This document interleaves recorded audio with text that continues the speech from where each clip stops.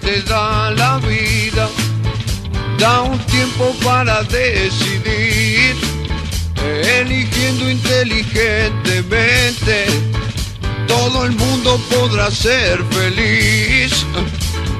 Jugo de tomate frío, jugo de tomate frío, en las venas deberás tener. Si quieres ser un terrible vago, todo el día panza arriba y a dormir, o elegiste ser un tipo capo, siempre serio y que da temor, deberás tener. Jugo de tomate frío, jugo de tomate frío, en las venas deberás tener.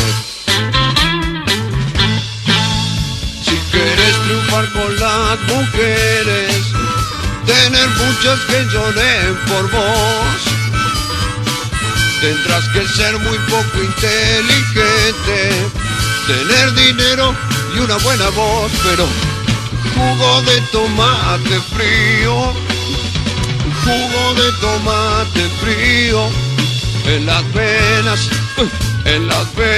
deberás tener. Si quieres ser un hombre importante, que se hable todo el día de vos, o querés inmortalizarte como héroe, asesino o semidios. Jugo de tomate frío, jugo de tomate frío, en las venas deberás tener.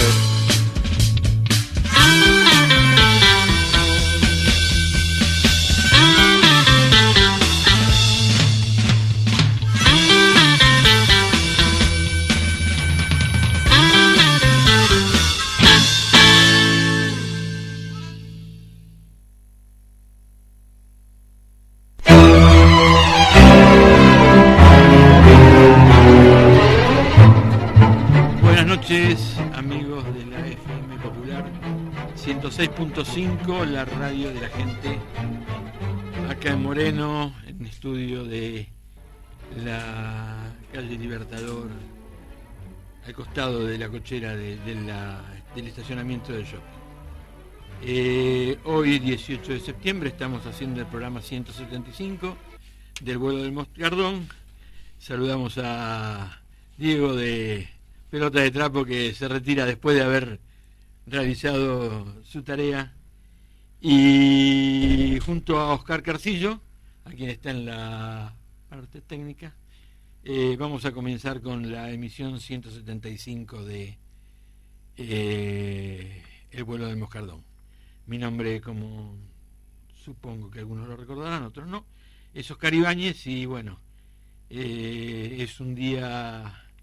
Es una semana importante, son épocas muy importantes. Ahora voy a hacer una pequeña charrita cortita nomás.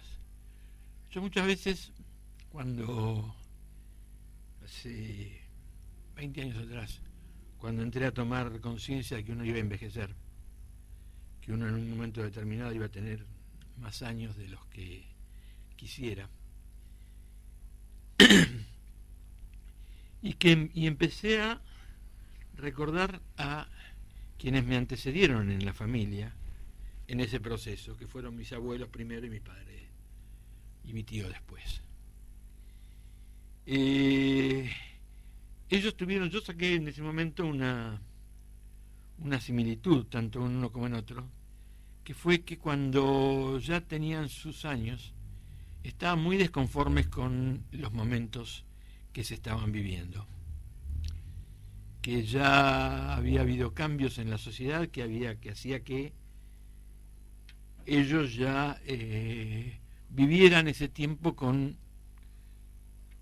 enojo y con tristeza y con desazón, o sea, muy tristes acerca de que todo el esfuerzo que realizaron a lo largo de su vida había quedado en eso, plasmado. en lo que estaba sucediendo en ese momento. Yo dije, si a mis abuelos y a mi viejo le pasó esto, a mí no me va a pasar. Yo siempre tuve una postura optimista en todo esto, en cuanto a la familia, es decir, especialmente optimista, porque digo, bueno, o sea, todo esto tiene que ver con la pérdida de algunas capacidades físicas, tiene con el deterioro de la parte física, y bueno, y eso seguramente joroba. No dándole tanta importancia a ese aspecto, a lo mejor con eso se mejora. Pero estoy llegando en este momento a una situación donde la hipocresía, y fundamentalmente la hipocresía, donde la falta de equidad, la falta de memoria, nos está llevando por momentos difíciles. Y cada día más. No tengo mayor información, porque lo vi así de pasada en RT. Aparentemente han derribado un avión militar ruso con 14 militares, y aparentemente Putin dijo que no lo iba a dejar así. Eso no me gusta. Ahí hay toda una serie de conflictos entre Corea del Norte, Corea del Sur, China, Rusia, Estados Unidos, siempre en el medio, que pueden llegar a ser complicados. Por otro lado, en el mismo momento, un par de días antes, no sé si fue ayer o antes de ayer, Estados Unidos le aplica mayores restricciones a los productos que ingresan de China, con lo cual obviamente hay pesos que se pierden en China de por medio, y va a haber reacciones de China con seguridad. La pérdida de pesos siempre trae reacciones. Y eso es a nivel mundial. Y acá pasa lo mismo.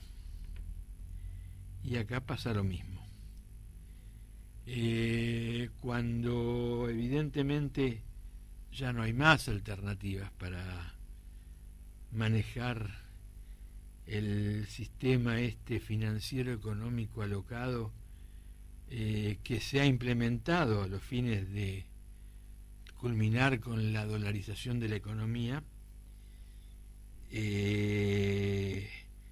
agitan la bandera de Cristina.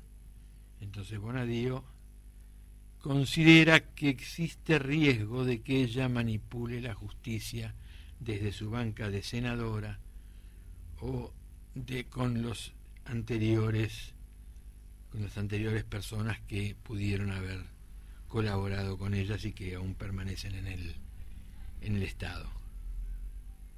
No creo que haya muchas, No creo que haya muchas.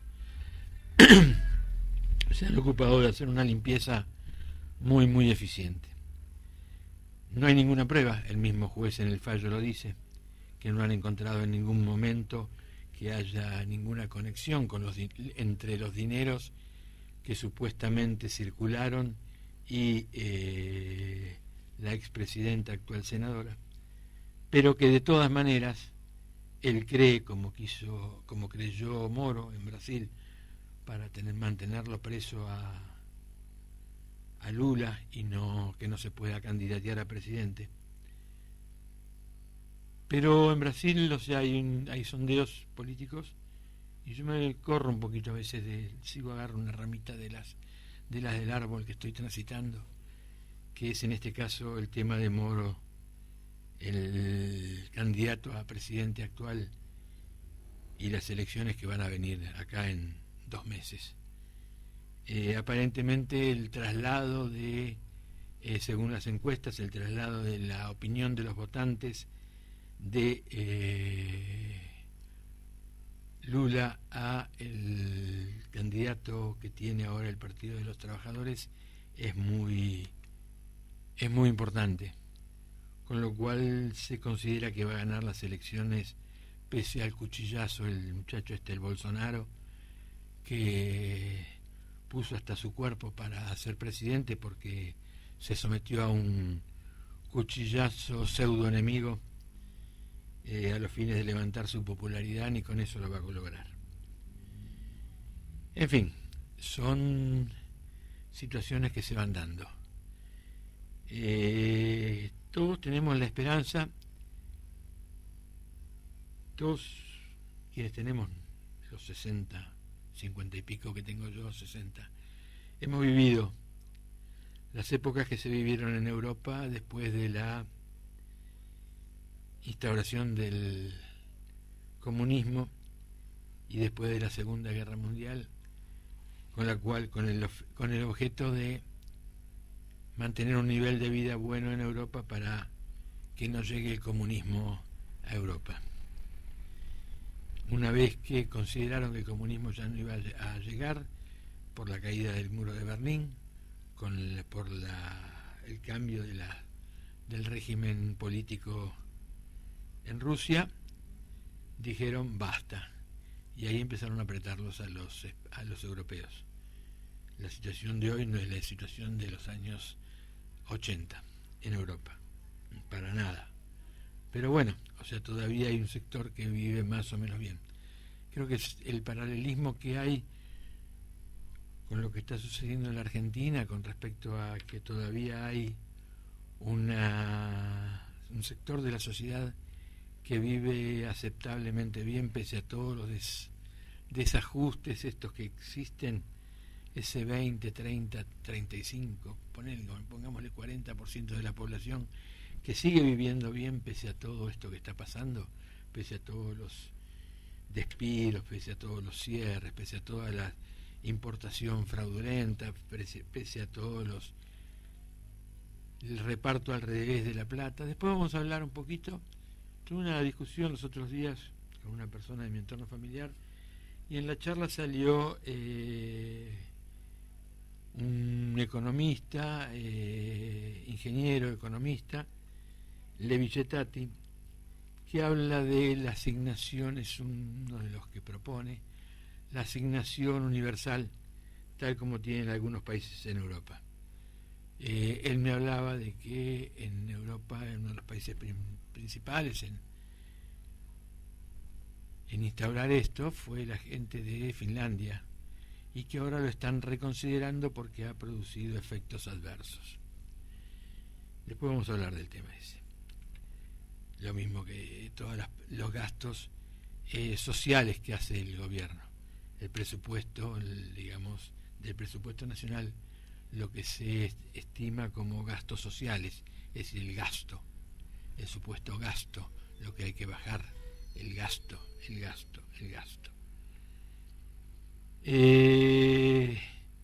Me estoy yendo un poquito largo en esto, lo vamos a dejar ahí.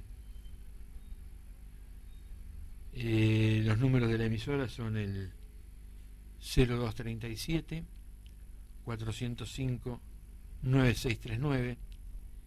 El de mi WhatsApp es el 011 155 961 1945. En Facebook, a partir de mañana, podrán escuchar este mismo programa en FM Popular 106.5.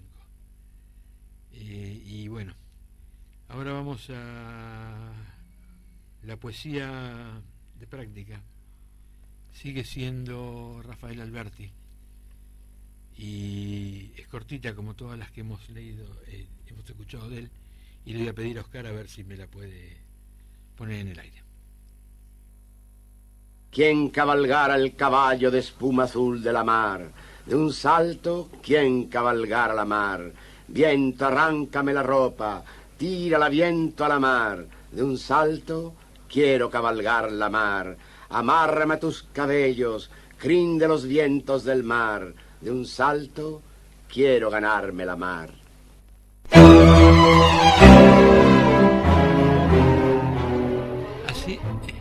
Así de cortita es la poesía y así de cortito y contundente es el espíritu de libertad que tenemos las personas. Pese a que por durante mucho tiempo el dominador logra en muchos de sus dominados que sus dominados traten de imitarlo, traten de parecerse al dominador. Hoy está pasando eso, es lo que pasa en Europa, es la explicación de lo que pasa en Europa. Ese fenómeno de Estocolmo que decían que las víctimas eran tolerantes y reconocían a su victimario, le hacían posible la permanencia en el poder. Eso ha sucedido y va a seguir sucediendo. Cuando en los avances del programa nosotros hablamos de tiempos difíciles, son tiempos difíciles realmente. Son tiempos difíciles porque había una serie de conceptos, de ideas, que estaban arraigadas, que eran prácticamente valores firmes. Esto no quiere decir que hayan sido utilizadas de esa manera, sino que había una falta de información que hacía que nadie dudara de las cosas que decían los medios de comunicación. Que así fue como se pudo implementar el golpe del 76, el golpe del 55, el golpe del 30. Todos esos se pudieron hacer porque había un poder económico que manejaba los medios de comunicación que hacía que todos esos procesos que fueron de origen económico, todos, se pudieran implementar y la gente pudiera creer, como cree hoy una parte de la población, en todas las cosas que dicen los medios de comunicación. Hay una parte muy importante de la población que ya no cree. Hubo una parte de la población que no dejó de venerar a Evita y a Perón pese al decreto de prohibición, de castigo, de culpabilidad a los muertos, a los torturados. Pese a todo siguieron adelante, por eso siguieron estando. Y es interesante. Yo a veces me preguntaba por qué en determinados momentos, o sea, a Perón, el poder ese, el círculo rojo ese, que seguramente que existía en la Argentina, había tenido el poder hasta ese momento, le permitió desarrollar su poder. Y respondió a los mismos, a mi manera de entender, obviamente, respondió a los mismos elementos que el crecimiento, la mejora en las condiciones socioeconómicas de Europa, la lucha contra el comunismo. En Argentina creyeron quienes tenían ese poder que iba a ser más fácil dominarlo a Perón que dominar el comunismo. Y por eso lo dejaron nacer, dejaron que desde ese lugar que no era el comunismo se implementaran medidas sociales de mejora en la población. Si no, no lo hubieran hecho. Y así llegó Perón. Perón en un momento determinado tuvo el acuerdo de todo ese poder económico en una situación que a veces estimo yo como un paralelismo al de Néstor. Néstor en su inicio tuvo el apoyo de los medios de comunicación, de Clarín, del poder económico. Cuando empezó a tener independencia, a demostrar la independencia, a demostrar que no era un siervo de ellos, no era ese que Magneto le describió a Pirilo, el que fue director de la Razón en su momento, de que el puesto de presidente era un puesto menor, porque los primeros tiempos se lo apoyaba, después se le iba retaseando el apoyo y al final se lo castigaba hasta que se imponía otro que al cual se le hacía exactamente lo mismo. Néstor tuvo la capacidad de continuar con el poder importante que él tenía. Lo heredó Cristina. Cristina le puso su particularidad, lo hizo menos o más personal a ella, más personal a esa fuerza, a ese fuego que es Cristina. Y obviamente el poder económico hizo lo necesario para que ya no esté en el gobierno. De la misma manera que no estuvo después de Lula, estuvo Dilma un tiempo, un periodo, y ya no pudo volver a estar. El poder económico funciona así. Pero como el poder económico ese reconoce un patrón, el patrón está en Washington. Si nosotros analizamos los sucesos de Asia, los sucesos de Irak, los sucesos de Afganistán, los sucesos de Egipto, donde líderes que tenían sí el reconocimiento de su pueblo, pero tenían todo lo que es inherente a ese tipo de liderazgo, que es la posibilidad de que haya funcionarios debajo de él que no respeten que no sea tan claro todo el manejo. Es lo mismo que hacen los norteamericanos adentro. No nos olvidemos que la reconstrucción de Irak la hizo el vicepresidente de Estados Unidos. Después de los bombardeos, después de que Hussein ya no está más, después que se controlan las fuerzas aliadas Irak, la reconstrucción, porque se rompieron puentes, se rompieron caminos, se rompieron edificios, sistemas de distribución de energía, de todo. Toda la reconstrucción la hizo las empresas constructoras de Dan Gurney, creo que se llamaba, una cosa por el estilo, que era el vicepresidente norteamericano. Yo creo que no hay en el mundo de los negocios, una vez me lo dijo un chico con el que tuve la suerte de encontrarme, esas cosas que tiene la vida, así al pasar y hacer un par de negocios con él y tener una buena afinidad con él por su forma de pensar y por mi forma de pensar, el respeto mutuo que nos teníamos. Él era coreano. Él trabajaba en accesorios para la industria textil. Tenía el conocimiento de lo que se venía cuando las mujeres empezaron a ponerse brillitos en las remeras, en los pulóveres y en todas esas cosas. Él ya lo sabía un par de años antes y empezó a hacer esos brillitos para colocarlos en esos lugares. Y él me decía que el ideograma, es decir, la palabra,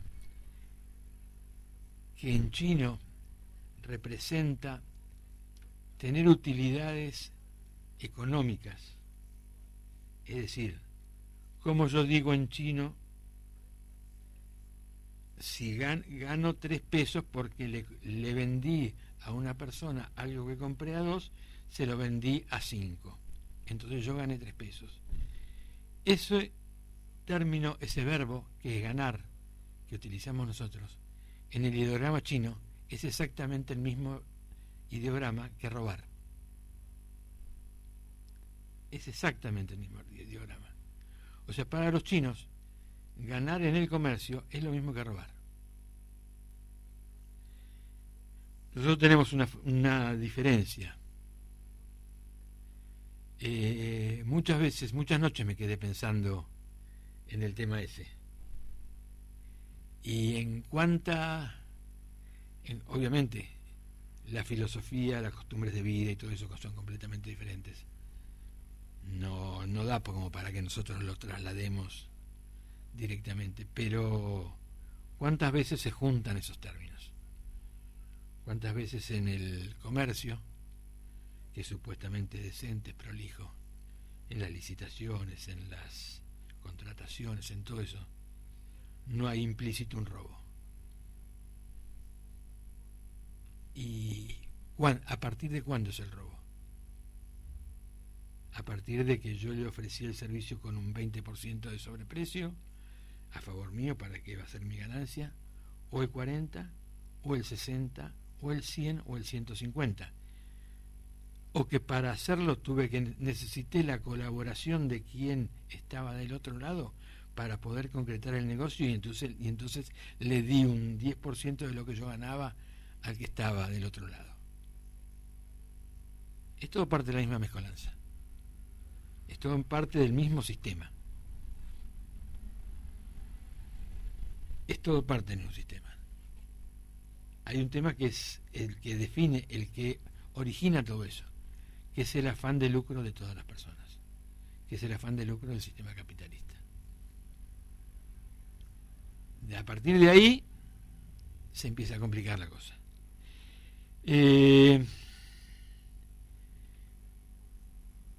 Vamos a pasar ahora un audio que es el de Borroni, el editorial de Borroni en el programa de Víctor Hugo de hoy. Bien, el gusto de presentarles la columna de Fernando Borroni.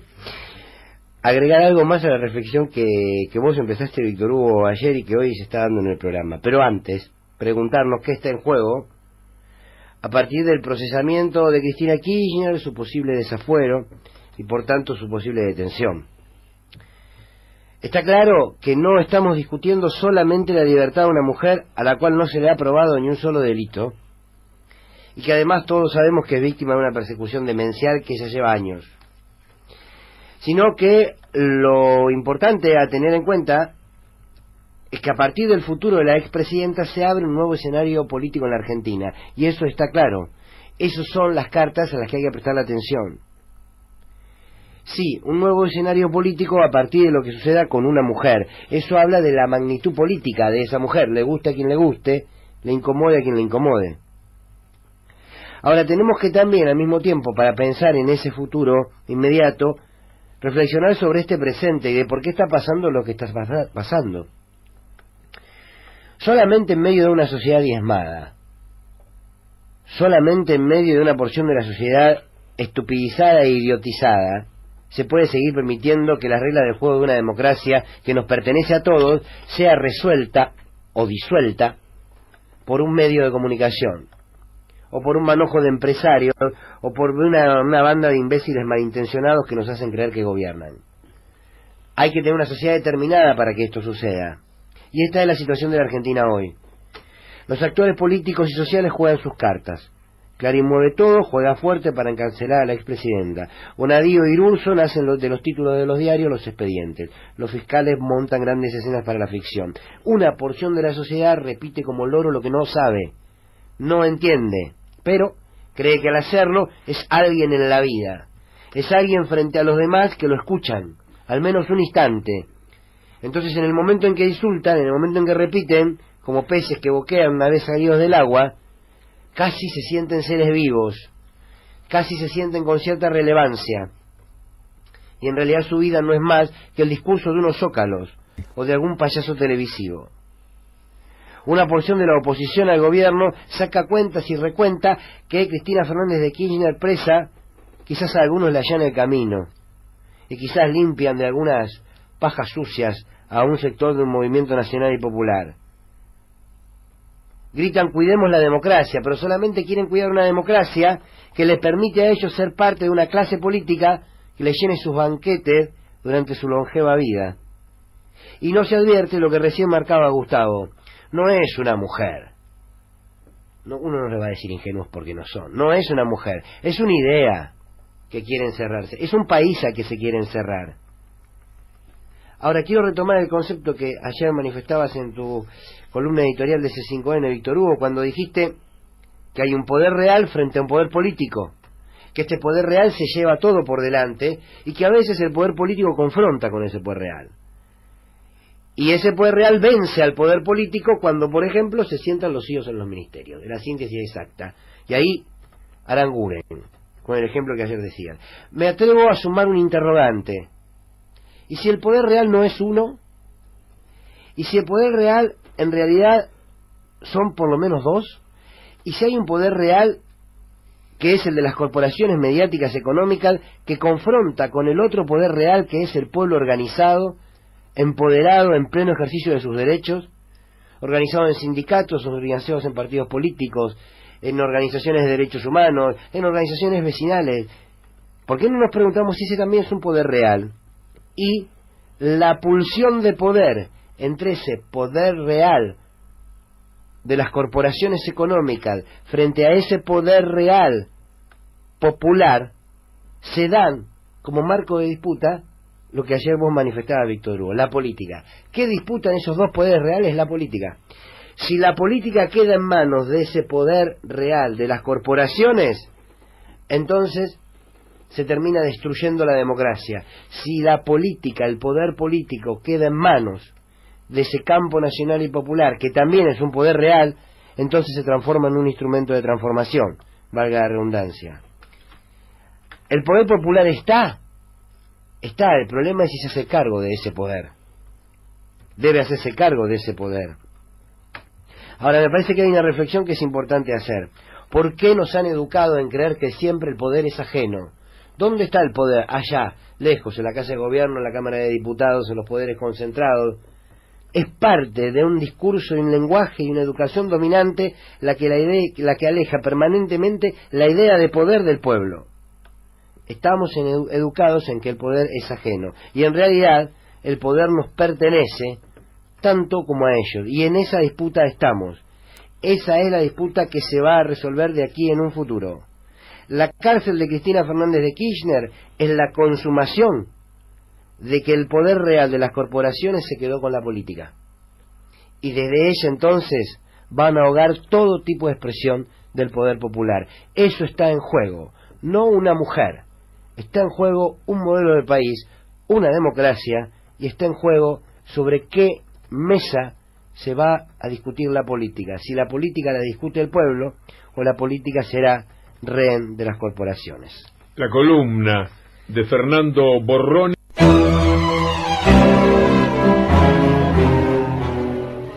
Yo creo que más allá de alguna diferencia que tengo en la parte cuando él habla del poder, de quién tiene el poder real del lado de las corporaciones. No son, o sea, las corporaciones están sin ninguna duda, pero las corporaciones tienen un comité ejecutivo muy importante, que es el que maneja todo eso.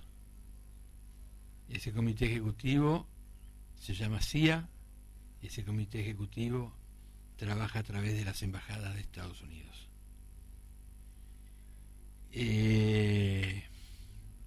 Esto es de esa manera, esto no se decide en la Argentina. Las cosas que van a pasar, la política en general no se decide. Lo que se decide es si se pelea Juancito con Pedrito por quién se pone a la derecha o quién se pone a la izquierda de otro. Si viene algún obispo de esa iglesia, si quiénes son los curas que van a ir a recibirlo, con quiénes se van a enterar, con quiénes se van a encontrar. Esas son las peleas. Si en un momento de la limosna quedan 5 pesos, ¿quién se va a quedar con los 5 pesos? No es la idea. No es la idea. Yo a veces escucho terribles análisis, discusiones, enfrentamientos. En algunos casos se llega a la muerte de personas por ese poder mínimo, por esa mezquindad, por estar 2 centímetros más arriba en una boleta o 2 centímetros más abajo, o que los que pintan las calles pongan el nombre de Juancito o el de Pedrito. Eso que sucede está revelando solamente una cosa, que hay una terrible falta de educación, hay una terrible falta de aprendizaje, de evolución. Nos estamos quedando peleándonos por la limosna. Tiraron una moneda, somos 2 y nos estamos matando por una moneda. No seamos pelotudos. Y discúlpenme la palabra. No seamos pelotudos. Porque les estamos haciendo el caldo gordo. Ellos, pese a todo, vienen bastante unificados. Las ideas que traen están bien. El libreto estuvo muy bien hecho. Primero Levax, generamos la cantidad de pesos que haya que generar. No impresos, porque obviamente no los imprimieron, pero sí imprimieron las Levax, que equivalían a los pesos, en los cuales se transformaron los dólares que depositaron los especuladores que vinieron de afuera. Cuando no les convino más se fueron. Ahora tenemos que imprimir los pesos esos. Ahora hay que imprimirlos. Ahora hay que hacerse cargo. No nos vamos a poder hacer cargo. No dan los números. Más cuando están destruyendo el aparato productivo. ¿De qué manera se puede generar utilidad real y propia? Trabajando. ¿Quién no quiere trabajar? O sea, eso es algo que yo lo noto en todos los discursos. Todos los defectos que se le achacan al contrincante son los defectos propios. Quien está destruyendo la capacidad de trabajo en Argentina es este poder económico. Los negros no quieren trabajar. ¿Sí?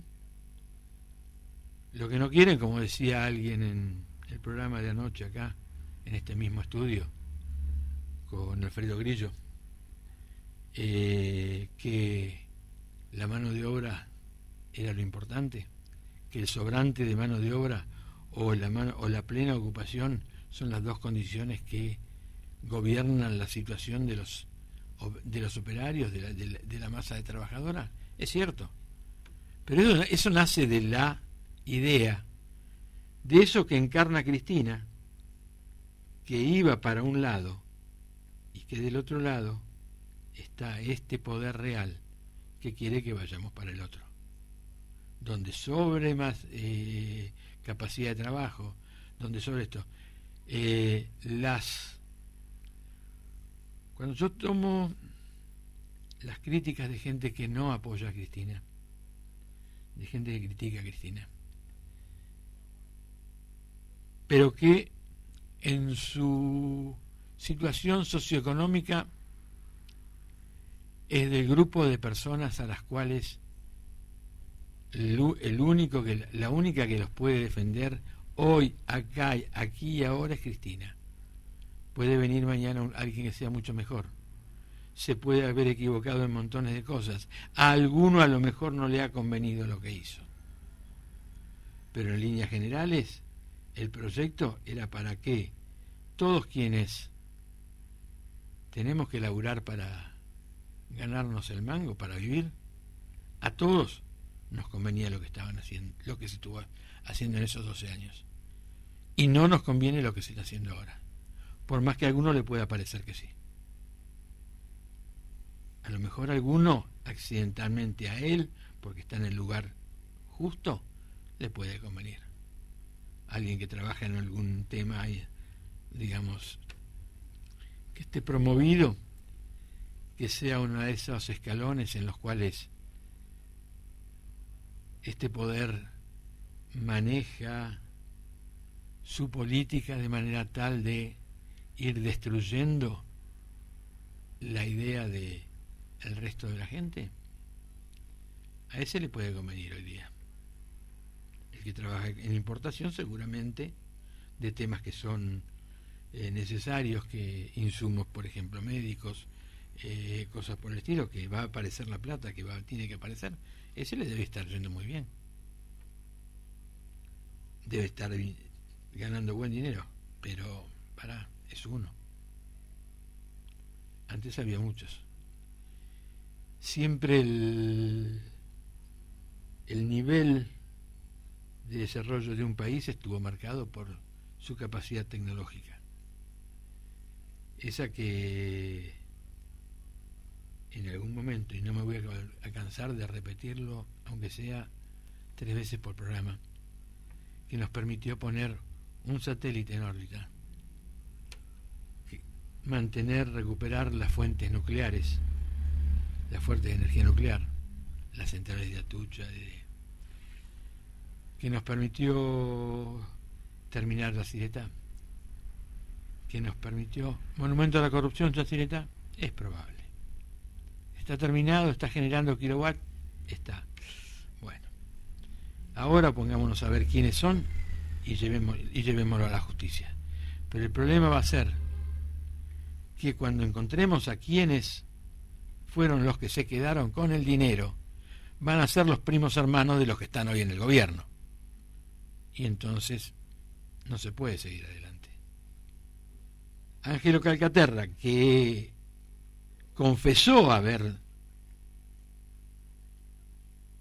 pagado sobornos, haber coimeado, todo eso. O sea, con lo cual el delito lo cometió. Él reconoce haber cometido un delito. Él reconoce ser delincuente. Porque en la confesión, en el testigo arrepentido, es el reconocimiento de su actitud delincuencial. ¿Sí? Él está libre. A Cristina, aunque no le han probado absolutamente nada, más que 10 millones de dólares, 5 millones de pesos, no sé cuánto valdrá el hotel de allá del sur, el alquiler a Lázaro Báez, todas esas pelotudeces que están hablando. No hablemos del tema de los cambios del seguro de cambio, todo eso, de la devaluación y todo eso, porque ahí no tienen absolutamente nada que ver, nada. No ganó un solo cano ganó un dinero con la devaluación que armó Quintana y compañía después, y en las cuales ellos sí ganaron dinero. Ellos armaron su negocio, pero ellos no están procesados. Está procesada Cristina, debido, el que era presidente Manoli, el que era presidente del Banco Central. Ellos sí están procesados. Pero es así. Entonces, cuando yo hablé al principio de mi estado de ánimo bastante caidón, que no le encuentro alegría, y cuando hoy, en un momento así de ir manejando y ir escuchando la radio, escuché jugo de tomate frío. Sí, uno no tiene jugo de tomate frío dentro de las venas. No tiene jugo de tomate frío. Tiene sangre. Tiene principios. Tiene familia. Tiene hijos, nietos, a quienes les está tratando de educar y tratando de inculcar principios que no por católicos son positivos, sino porque hacen a la convivencia. Porque, como le decía ayer a mi nieto, en una charla muy interesante, donde él tiene un compañero en la escuela que ha sido cuestionado por algunos padres, siendo que el compañero, en 1 año y medio que tiene de compartir con ellos, no ha tenido ningún inconveniente de conducta, pero sigue siendo cuestionado, porque tiene algún antecedente que podría revelar alguna actitud, digamos, violenta o cosa por el estilo. Y entonces ahí hablábamos de la evolución de las especies, de los más fuertes sobre los más débiles. Y hablábamos que los animales, sí, prima el más fuerte sobre el más débil. La condición del ser humano hace que haya otro parámetro que entra en juego, que es el conocimiento, la capacidad de superarse, el cariño, el afecto, el amor, donde alguien que es un ser humano igual que nosotros, tenemos que considerarlo, no tenemos que destruirlo. Los animales lo destruyen. Al que es inferior, lo destruyen. No quieren que se reproduzca para que no se estropee la especie. Y no es porque se los enseñó a nadie, es porque mientras que vivieron en la selva, peleando entre ellos por su subsistencia y por su permanencia en esta tierra, eso fue lo que manejó. Los seres humanos tenemos otra característica, tenemos la razonabilidad, las enseñanzas. Se ha trabajado mucho en eso. Falta muchísimo más. Falta muchísimo más. No es que nacemos tolerantes y amistosos, no nacemos así. Nacemos egoístas. Si a un chico cuando nace, cuando es chiquito, no le dan la mamadera y se la dan al de al lado, si puede, va y lo caga trompada al de al lado para sacarle la mamadera a él, para él. No es solidario, para nada. Eso se logra con educación. O sea, los seres evolucionados funcionan de esa manera. Los otros, lamentablemente, son animales. Vamos a poner Desaparecido Rubén Blades de Oscar.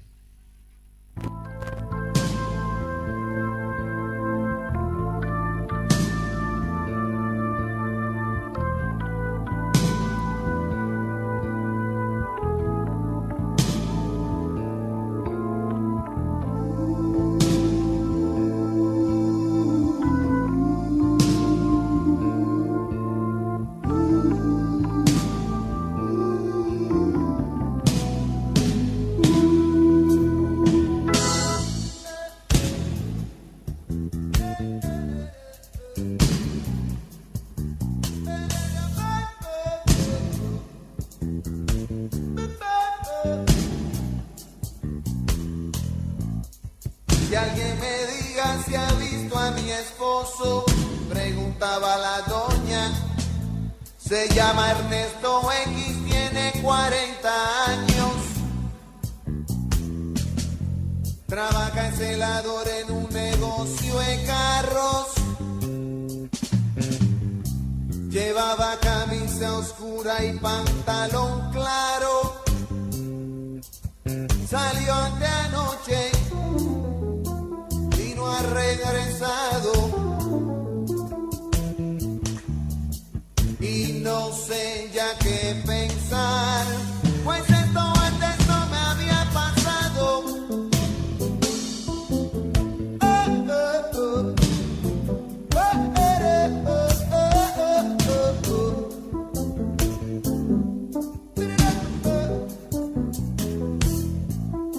Llevo 3 días buscando a mi hermana. Se llama Altagracia, igual que la abuela. Salió del trabajo a la escuela. Tenía puestos unos jeans y una camisa blanca. No ha sido el novio, el tipo está en su casa. No saben de ella en la PSN y en el hospital.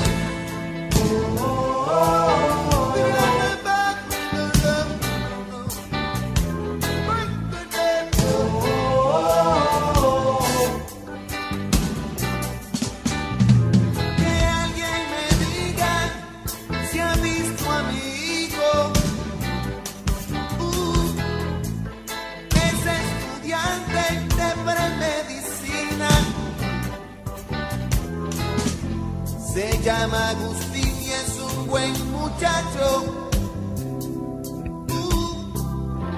A veces es terco cuando opina. Lo han detenido,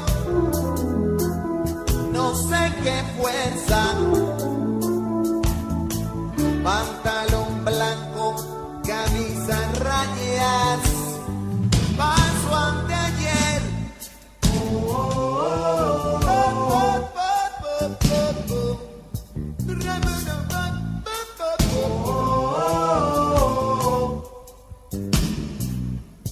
Clara, Clara, Clara, Clara Quiñones se llama mi madre.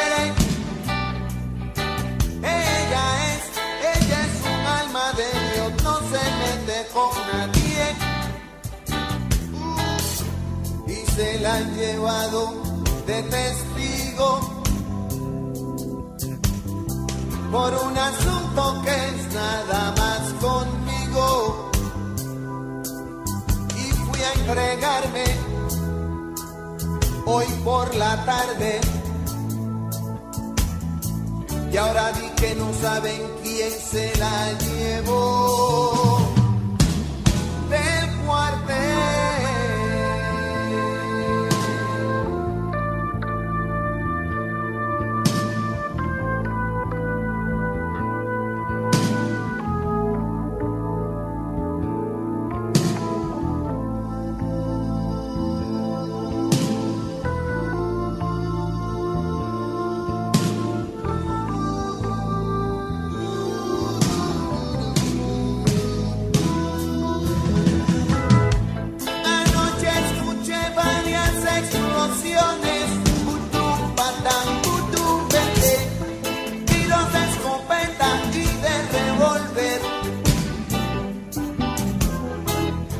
Carros acelerados, frenos, gritos, eco de botas en la calle, toques de puerta, quejas por dioses, platos rotos. Estaban dando la telenovela, por eso nadie miró para afuera. ¿A dónde van los desaparecidos? Buscan el agua y en los matorrales. ¿Y por qué es que se desaparecen? Porque no todos somos iguales. Y cuando vuelve el desaparecido, cada vez que nos trae el pensamiento, ¿cómo se le habla al desaparecido? La emoción apretando por dentro.